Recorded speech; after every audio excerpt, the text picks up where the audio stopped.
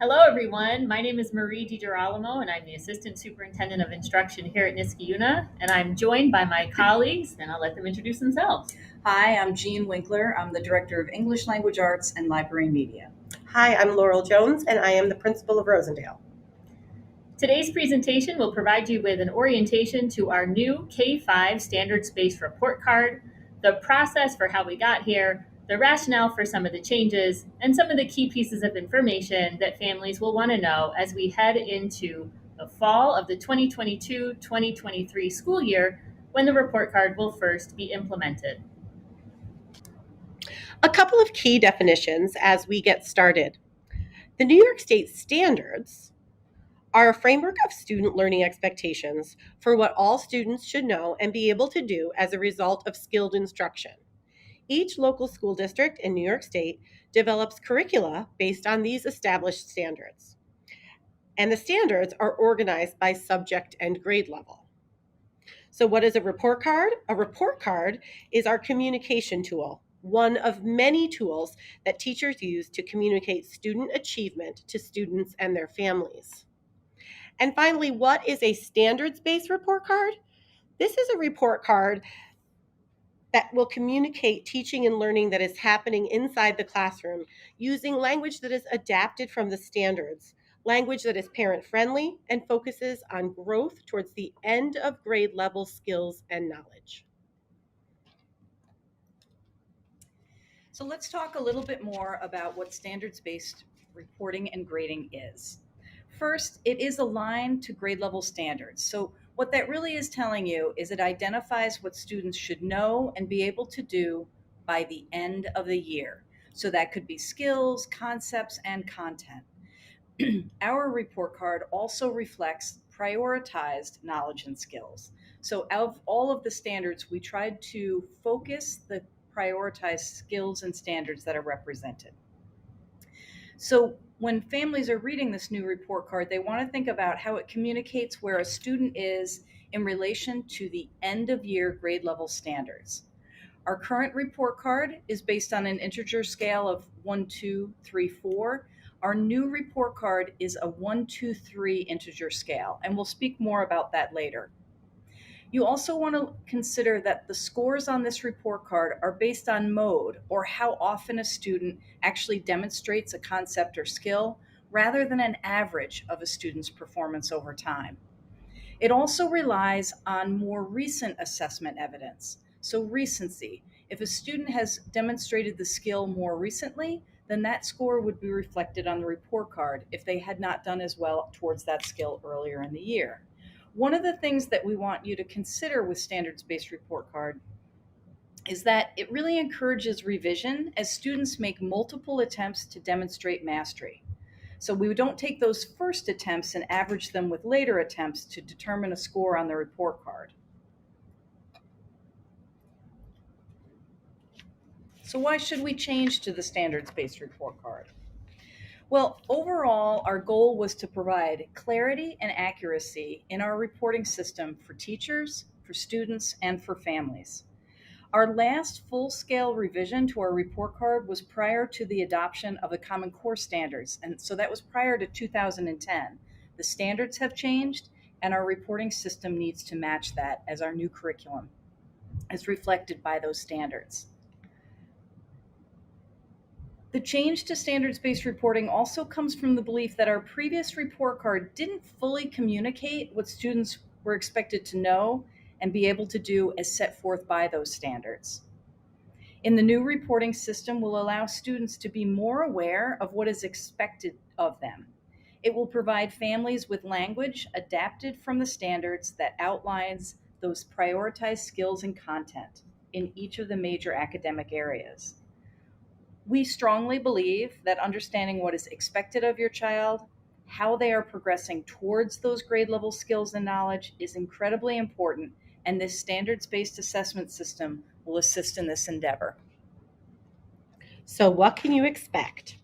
Our new standard based report card is based on the current New York State standards for English language arts, mathematics, science, social studies, and the Collaborative for Academic, Social, and Emotional Learning Framework, also known as CASEL. Social and emotional learning is captured in the work habits and social growth section of the report card. So the report card dimensions are going to use language that captures or embeds several standards within one dimension. So for example, this is second grade for math. So understands place value is the language that is on the report card. But living within that dimension are 5 standards that are now listed. In a few slides, you'll see the content for the report card at each grade level. The new report card will be accessed by families via the online parent portal in PowerSchool. In terms of the timing of when the report cards will go home, they'll continue to go out to families 3 times a year as they do now for grades 1 through 5, and twice a year, again, same as they do now for kindergarten. If a family has a need for a printed or translated report card, those requests can be made to the elementary school main office, and a report card will be mailed home as needed. As mentioned before, the standards-based report card will use a 1 through 3 mastery scale, and more information on that will come later in our presentation. The new report card will also include, similar to what we have now, a teacher comment or narrative section. Let's take a look at the content of the new report cards. So at this point, we're inviting families to take a deeper look, a closer look at the actual content of the standards-based report card. It's important for us to remind you that the links that you can access those report cards are actually mock-ups so that families and teachers can become familiar with what is in the report card. We will have PowerSchool training and information available in the fall of 2022 so that you can access those report cards online. So we encourage you to take a closer look at the grade level report cards and send us questions that may come up. When we started this work back in 2019, we knew that we had new standards to align to, and we knew that we needed to pay close attention to science and social studies. But through this work, we started to learn how a standards-based report card directly supports our journey to create an equitable community of lifelong learners. Here are some of the things we noticed. So for example, in a traditional grading system, students may earn grades for tasks of compliance, like doing homework, and our focus with this work is really on what students are learning and what they're able to do. Also through this work, we spent a lot of time discussing differentiated assessments. We noticed how we value different modes of expression and assessment, and we recognize that the written word is just one of those modes. Through the report card work and the analysis of how we assess our students, we can make room for teachers and students to use every mode of expression in order to demonstrate mastery of priority, content, and skills. A standards-based report card really encourages the use of differentiated assessments and allows students multiple opportunities to demonstrate growth towards proficiency over time. And the use of recency and mode, as opposed to using averages, encourages this ongoing demonstration of growth. Many of our families have years of experience with the previous report card, so it's important for us to pay attention to the pieces that will be different. The previous report card used some language from previous sets of standards, but not consistently. It may have included non-academic factors that affect grades, such as participation, attendance, late work, and it provided limited information to families about science and social studies. The standards-based report card uses a 1 through 3 mastery scale that indicates student performance in relation to specific standards at a given point in the year towards end-of-year grade level standards. It clearly articulates areas of strength and opportunities for growth via the standards and communicates behavioral information called work habits and social growth, which are reported separately from the core academics. The two biggest changes and the differences that will likely carry the most emotion for families and for some of our older students are: number one, no report card, no, excuse me, there's no 4 on the report card, which we'll get into in more depth in a moment. And number two, students who typically scored 3s and 4s in the past will likely not demonstrate end of year proficiency in a given standard until later in the school year as they develop end of year grade level independent proficiency. And so it follows that it's expected that students will be approaching and gaining an awareness of grade level standards at the beginning and middle of the year. And these criteria are represented by 1s and 2s on the mastery scale. Moving to standards-based reporting requires us to recognize the values that we've applied to the 4-point scale in the past. And we'll all need to practice letting go of that and transitioning to a new grading and reporting system where the 1 through 3 scale measures progress towards end of year grade level independent proficiency. As an elementary school community, we'll be working hard to unlearn the old system and practice using the new language and criteria of the new mastery scale. This will take time, and we recognize that it may create some tension in the organization. Now let's take a look at the mastery scale. So, the mastery scale. A 3 is meeting grade level standards. This is the goal for every student, while at the same time, we realize that all students do not begin at the same starting point. So, a 3 on the mastery scale indicates that a student has proficient understanding and meets the end of year grade level expectations for a set of skills and knowledge. In most cases, this means that the student can demonstrate the skills and knowledge independent of teacher support and with regularity and recency. Many students will reach the 3 by the end of the year marking period. Teachers can use the comment section of the report card for students who are demonstrating mastery of some of the next grade level skills. And teachers will have and will continue to enrich student learning experiences when they demonstrate that they are ready for more challenging learning. In the past, students may have earned a 3 at this time because they were being compared to where a student at that grade level typically is at that time of year, not compared to where they should be at the end of the year. A 2 is approaching grade level standards. This indicates that a student has basic understanding and is partially proficient at meeting end of year grade level expectations for a set of skills and knowledge. A student receiving a 2 is approaching but has not yet demonstrated skills and knowledge independent of teacher support and with regularity and recency. Many students will demonstrate a level 2 during the school year. We do have systems and processes in place to differentiate students that earn a 2 that need additional supports like tiered intervention. We have data review teams and student support teams that review more detailed data and student needs at the school level. Some of this team review will result in students being identified for intervention support. If this applies to your child, this will be shared in a separate communication from the principal and support teachers. A1 is gaining awareness and preparing to approach the grade level standards. This is something that we expect kids to be at, especially at the beginning of the year as they are just being introduced to learning. A 1 on the report card is not necessarily something to be worried about.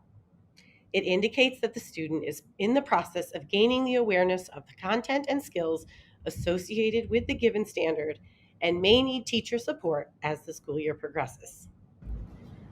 So let's talk for a minute about NA and the 4 on the mastery scale. In the previous report card, if a unit was not taught during that reporting period, it was shaded. On our new report card, if a set of standards within a report card dimension are not taught and assessed during that reporting period, it will have an NA. NA means not assessed at this time. NA may vary from teacher to teacher depending on how they're organizing their instruction and based on the students in their class. And an NA may also appear for some dimensions as we continue to build units of curriculum in a particular area. This report card has been built to allow us to grow into curriculum over time. And the 4. As we studied this work, we learned that a 4 in standards-based reporting means that you are teaching and assessing the next year's grade level standards. Our teachers teach and assess their current grade level standards. Students who demonstrate skills and knowledge that go beyond the grade level standards can be reflected in the comment section of the report card, in parent-teacher conferences, in phone calls, in emails. Remember that the report card is only one of the many tools that teachers use in order to communicate a child's growth and development to families. And in standards-based reporting and grading, a 4 is not an A, a 3 is not a B, a 2 is not a C, and so on. Typically, in a presentation like this, we start with the process that we used to introduce it to the community. In this case, we decided to give you the information in advance and then take a moment to reflect on how we got here. First, it's important for you to note that we believe this is such important work, and over time, we have developed a product that we are incredibly proud of. The pandemic interrupted our work, and we did hit a pause on full implementation for 1 year. But before that, our implementation plan included intentional use of time, accessing professional resources like an expert consultant in the field, and experts in our own classrooms by drawing on the teachers who work with students every day. And finally, we incorporated a cycle of sharing information, getting feedback, and refining the report card multiple times. You can see on this slide that we began the work back in 2019 with our standards-based consultant, Angela Stockman. In the fall of 2019, we introduced the new report card draft to the entire faculty that the team had developed over the summer. Over the course of the winter in 2020, our consultant met with each grade level team and district level team to answer questions, get feedback, and refine the process. In the summer of 2020, our standards-based team came together again despite the pandemic and developed assessment tracking sheets to help support teachers in implementation of this report card. We returned to that work in the summer of 2021 when the team developed a rollout plan, including carved out time for assessment tracking sheets and learning about the PowerSchool platform. This school year, during 2021 and 2022, we spent time at our superintendent's conference day in the fall, kicking off the tracking sheets as an assessment tool that teachers can use. We also used district grade level meetings for ongoing discussion and learning around assessments. In the spring, teachers were introduced to the PowerSchool demos so that teachers would be prepared to use that tool in the fall. And we began this spring and will continue into the fall with parent and community introductions and opportunities for questions. So that coming in the fall of 2022 and the school year that ends in June 23, we will be ready to implement the standards-based report card via the PowerSchool portal. Another piece that was important as we were doing this work, and as you have some time carved out to dig into some of the resources that we found incredibly helpful. We know this presentation has a lot of information for you to digest and consider. And for those of us who have been part of this work and we've been immersed in it, we invite you to investigate some key resources that can help build your understanding of standards-based report cards. The first link are to our parent curriculum guides. These include a scope of skills that are taught and assessed over the course of a school year for each grade level in each of the content areas for ELA, math, science, and social studies. Directors and teachers have teased out the underlying skills embedded in the language of the standards and frameworks and laid them out for parents so they have an understanding of what instruction is happening. The link to the parent portal is a site that provides directions about accessing and using the parent portal, where the standards-based report cards will be available for each reporting period. The frequently asked questions are the ones that you likely have now and are very similar to the ones that we wrestled with as we were going through this process in developing the standards-based report card. This is our first draft of the frequently asked questions, and we imagine it will be revised as we get feedback and questions from families over the next year. And then finally, if you'd like to take a closer look at the actual language of the standards, there are links for ELA, mathematics, science, and social studies. We've also included the CASEL framework so that you have an idea of what standards and the framework that we drew for our work habits and social growth. So after 3 years of preparation and teacher and administrator learning, we're ready to launch the new report card for the upcoming school year. We'll be doing ongoing parent outreach this summer and throughout the 2022-2023 school year. We anticipate an additional live presentation for families in the fall and a student-facing presentation for some of our older elementary students. And then, of course, we will be gathering feedback from teachers and families at the end of the year in order to set a course for the future. Thank you so much. You can reach out to my office, the Office of Instruction, with questions, and we look forward to partnering with you in the future as we roll out our new standards-based report card. Thank you.